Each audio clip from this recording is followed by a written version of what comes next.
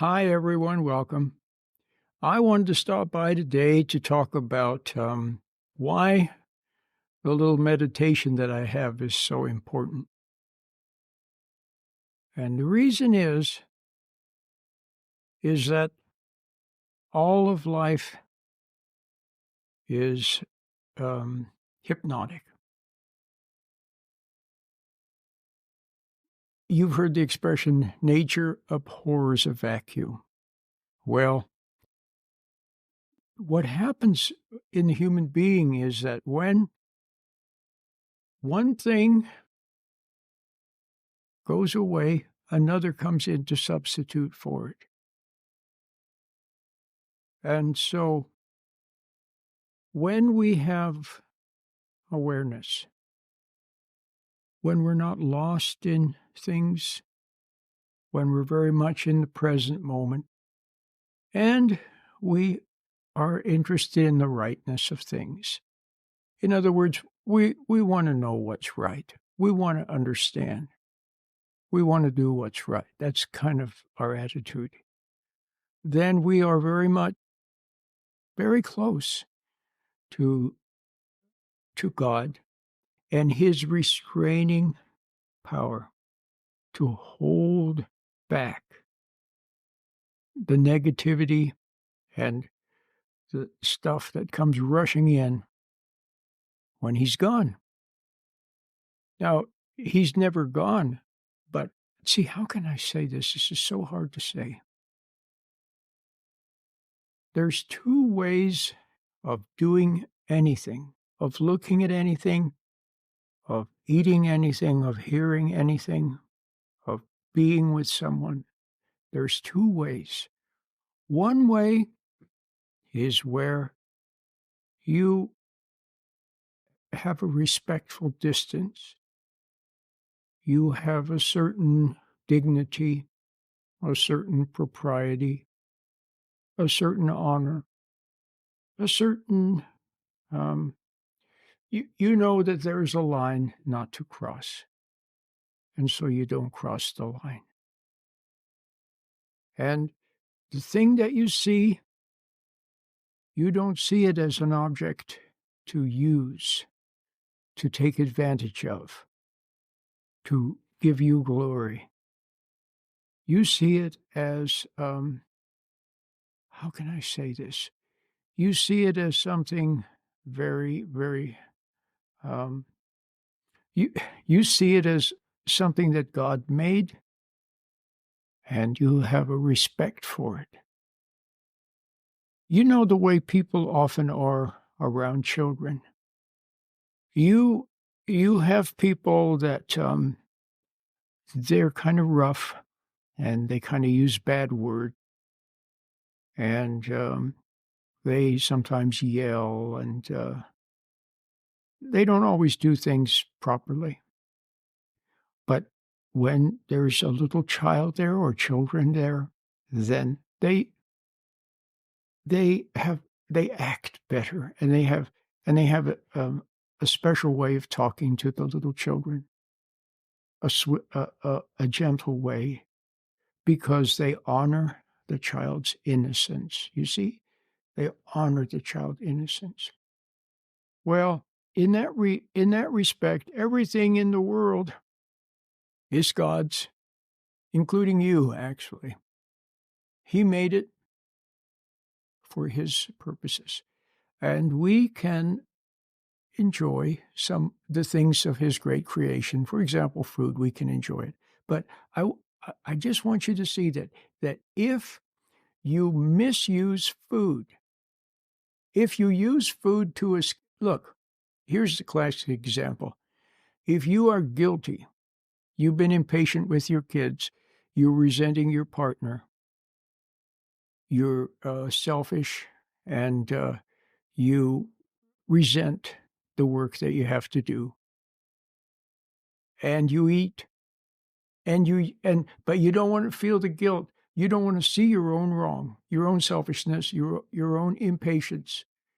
You don't want to see it, so you want to escape from reality, and so you use the food to escape. that misuse, so you can misuse anything. You could misuse a book. You could misuse, um, you could even misuse a holy book. You could misuse anything, but I'm just using food as an example because we often use food to escape, don't we? So if you use food to escape, you're misusing it. And when you misuse it, you've stepped over the line and it replaces, see, the awareness that you had before is now filled with the, that food. And in a sense, you could almost say it replaces God or awareness of God or whatever is coming from God. It replaces that in your heart. Now it becomes your master. Whenever you misuse anything, it then becomes, you become a subject to it. You become a slave of it. How many of you you go out and you buy something that you shouldn't buy? You spend too much money. You had a sense you shouldn't be spending it, but you went ahead for whatever reason. You bought something, you spent too much money on it, and then what? There it sits, and you kind of wish you hadn't bought it. But now you're enslaved to it. You can't get rid of it because you paid too much money for it, and now you have to take care of it. You have to put it somewhere. See what I mean? So if you misuse anybody or they tempt you to misuse them, then you will become a slave of them and of that circumstance. So all I'm saying is, as we go through life, and as we have a wrong relationship with things, in other words, we misuse them. We may not be misusing them deliberately or with malice, but we just do, or we're tempted to, or everybody else is. You see what I mean? So what happens then is that your awareness is replaced with a hypnotic focus or hypnotic attention. Your conscience is replaced with a false conscience. Faith is replaced with a false faith, putting your faith in other people. And that can also become an enslavement. And you're misusing them. If you use them to put your faith in them instead of in God, then you're misusing them. So everything becomes replaced until you lose your awareness, you lose your independence, you lose your freedom, you lose, and then the other thing is that the more you fall away and thereby begin to live improperly because of this wrong relationship with everything, then any truth, any awareness,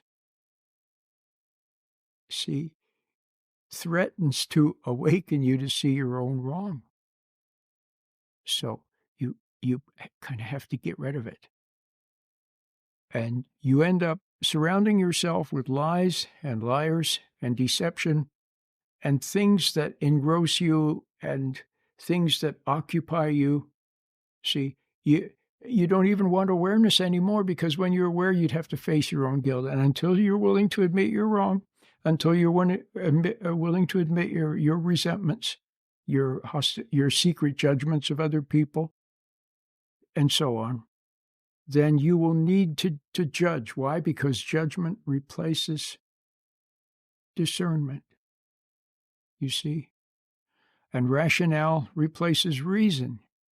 So more and more, everything you do, everything you see, everything you have, everything in your life, you have to replace it with something that won't remind you of the truth, to wake you up. And thereby, you become totally lost. And that's what happens to people, by and large. We don't want it to happen, but it happens. So there you are. And awareness then, so you could call this a hypnotic state or a hypnotic trance, or you could call it sin. See? And there you are. and you have totally hemmed yourself in, and there's only one way for you to ever recover from it, and that way is God has to pierce your gloom. He has to reach out and reach you in that dungeon where you are, in that enslavement where you are, in that darkness where you are. He has to reach out to you and make you aware so that you have enough light, enough awareness, so that you can be free enough to say yes to God. And that's where your salvation begins. So now do you understand how the kingdom of heaven can be all around you? But piece by piece, you have substituted something for the right thing. And what is the right thing? The right thing is a right relationship with God. Instead, you have wrong relationships with everything and everybody else. And awareness, consciousness, conscious awareness. Instead, you have hypnosis, you have involvement, you have making things too important. Instead of love, you have emotion. And so to come back to God requires him to reach out. And about all you can do in your gloom, in your dungeon, about the only thing you can do is cry out to him. And it's wordless, it's silent. The cry of the soul is silent. And he will answer. So I think I'll stop at that point, but I just want you to know that I'm investing a lot of my energy in the radio program, and I think it's real nice. It's called Shedding Shackles, and you can find it anywhere that you get podcasts. It's there. So if you kind of like these YouTube videos, you ought to check out the program. It has some nice music too. And the program is 28 minutes long, so it's a little longer than these YouTube videos, so there's a little more depth involved, so could be good. And don't forget the meditation. I made a new one, a brand new one. It's only 8 minutes long, I think. It's just beautiful. And I have a web address where you can go right to it. And the web address for the meditation. And what is the purpose of the meditation? You cry out to God, and then you got to, what are you going to do? You got to do something. You can do the meditation. Give it a try, because it's compatible with the attitude of wanting God in your life. It's compatible with that, and it's helpful to get you started. So you have to take a first step. What did Confucius say? The journey of 1,000 miles begins with a single step.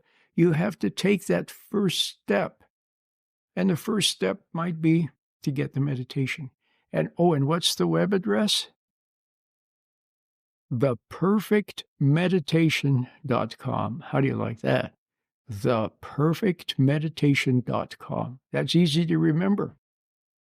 You can go away from YouTube and you can be out driving around or something like that and thinking, what was the name of, how do I get that meditation? theperfectmeditation.com. So yeah, give it a try. Oh, and I've made it very simple. It's a very simple website. There's the meditation on YouTube. And then there's an MP3 to listen to or download. That's it. Nothing else. And so it's good for anybody. There's no religious affiliation. There's no religious talk of any kind. There's nothing else to buy or to do or to get, or nothing for me to send you or for you. Nothing, just the meditation. That's all it is. And you find it at theperfectmeditation.com.